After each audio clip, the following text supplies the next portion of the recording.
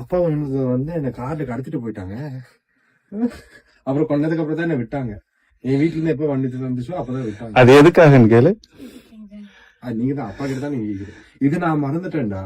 நான் ஏப்ரல் மாசம் அப்பாவோட ஷூட்டிங் பண்ணிட்டு இருக்கேன். அப்ப வந்து சொல்ல ஞாபகம் இருக்கா, நான் தான் கார்ல உங்களுக்கு கூட்டிட்டு போனேன்னு. அவரே ஞாபகப்படுத்துறேன்.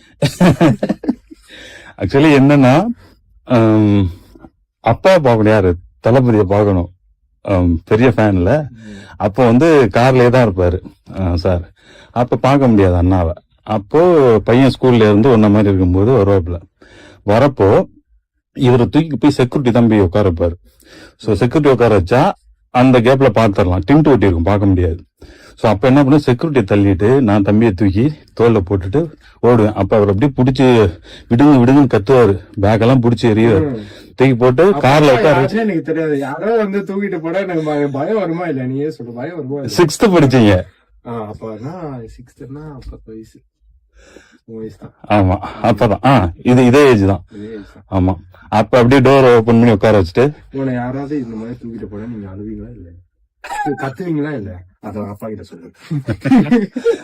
அது என்னது, கிட்னாப்பிங். சோ இப்போ வந்து எனக்கு வந்து தம்பி படத்துல நடிக்கிறதுக்கு ஒரு வாய்ப்பு கிடைச்சிருக்கு இல்ல, என்ன நினைக்கிற? தேங்க்ஸ் சொல்லு. எனக்கு என்ன தேங்க்ஸ் இல்ல, நம்ம ஸ்ட்ரகிள் இருக்குல்ல. தேங்க்யூ. நான் அப்பா நிறைய தீவிரம் பாத்துருக்கேன். தேங்க்ஸ். Okay, thank you.